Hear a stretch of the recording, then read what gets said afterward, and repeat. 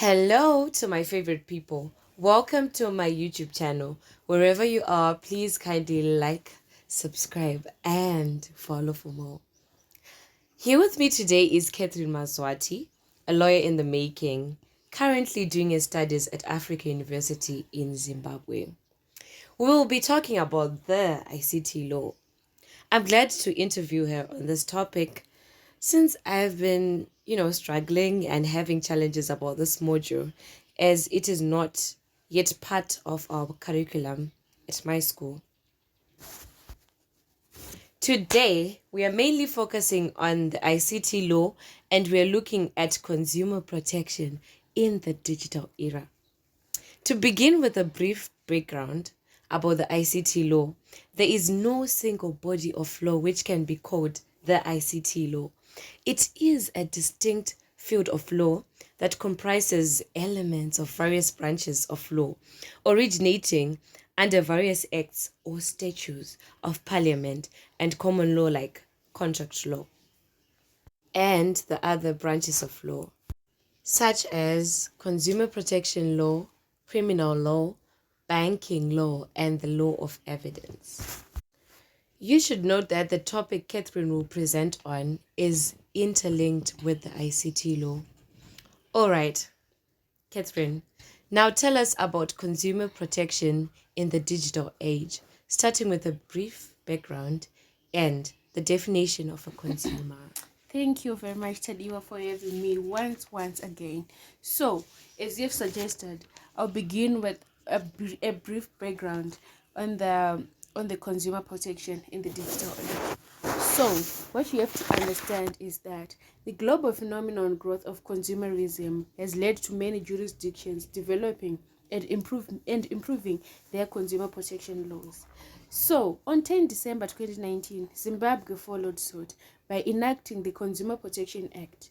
Yes. So what you have to understand is the law reflect that the Zimbabwe legislature is not only following in the footsteps of many developed countries, but also aligning itself with the United Nations and European Community guidelines on consumer protection, which is a good which is a good development for Zimbabwe consumers who had been at the receiving end of suppliers for many years. So for this, yes, I will give Zimbabwe a round of applause for developing laws that cater for consumers in Zimbabwe.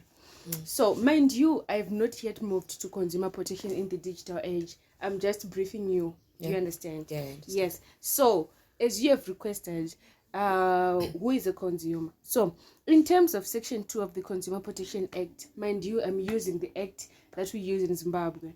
A consumer is a protection to whom goods are marketed, who has entered into transactions with suppliers, users of particular good, or recipients or beneficiary of services. You understand? Yeah. So I'm now moving on to the consumer protection in the digital era. Okay. So moving on to the consumer protection in the digital era, you should note that Tadiwa, e-commerce, often known as online commerce, replaced physical trade as a result of technological advancement. Yes. So e-commerce has emerged as one of the most significant and popular activities taking place in cyberplace. So the e-commerce platform had made it possible for all customers around the world to purchase products of their choices. Yeah. So in this digital age where e-commerce industries are expanding on daily basis, customers benefit from the immense opportunities they present, but also face obstacles in protecting their rights. That's why we have the consumer protection.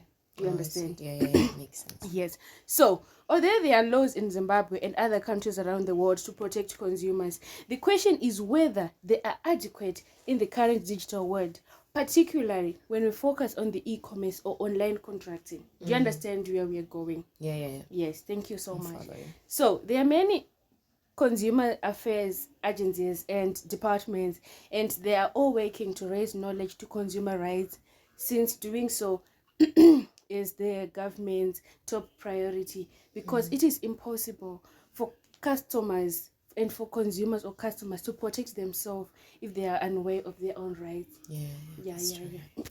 I'm very happy that as a law student, I'm also enlightening you on this. Yeah. Thank you so much for having me once again. Welcome. So the need to protect consumer rights arises as consumers frequently lack the expertise, power, or resources that suppliers of goods and services do. Therefore, providers take advantages of this to impose their own conditions of use on their product to the detriment of consumers. So when consumers have little or to no alternative to the goods or services being offered, this is particularly amplified in the absence of competition. So on the other hand, fierce rivalry may encourage suppliers to conceal the real cost of their products in an effort to acquire a competitive edge. So the only way, therefore, to safeguard the right of the consumers is to make them aware of their rights so that they can use the rights for their benefit. Do you get it? Yes. So some of the rights of the consumers are the right to consumer education, right to health and safety, right to choose, and right to information. So these are some of the rights that you as a consumer, me as a consumer, we are all entitled to. Do you get it? I understand. Yes. So when you face challenges next time, you should make sure you know your rights, and you should make sure you know. Yes. Of course. Okay, so I'll proceed. I'm going to explain the rights of education. So a consumer has the right to education, which include, but it is not limited to, information on the environmental impact of consumer choices and behavior, and the possible implication include benefits and cost of change in consumption. Where appropriate, consumer education may be incorporated into educational systems with a focus on product hazards and environment protection and information on weights and measures. This means that you as a consumer, you have the right to know that the product is a hazard or not, the price of the product, everything about the product, and the environmental effects of the product. So do you understand? I do. Yes, and you also need to know that you have the right to information. You have the right to choose what you want, and you have the right to enter into a contract, and the contract should be of your choice. You should be, yes, you should have freedom to enter into the contract. Yes, so these are the rights that you are entitled to as a consumer. Right.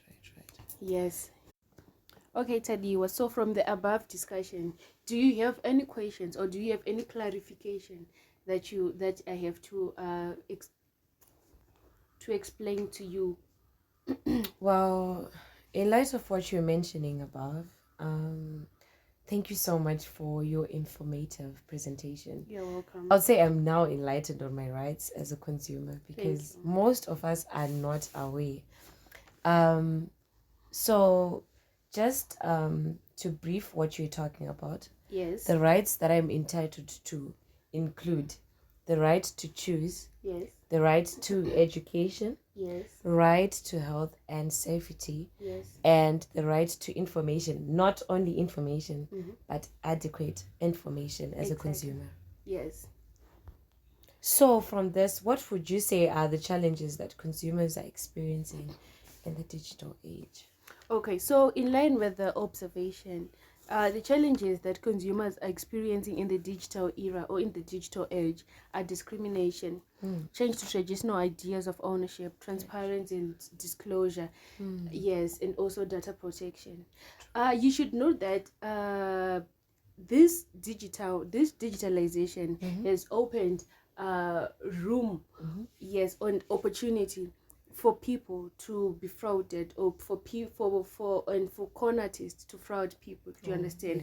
For instance, the e-creator. Yes. So these are the challenges that consumers experiencing in the digital era. But of all the challenges, the main challenge that we are experiencing in Africa is that consumer protection is frequently one of the last areas that is developing And yes, that is developing in less developed countries. This is noted as few African nations sufficiently address issues related to consumer protection.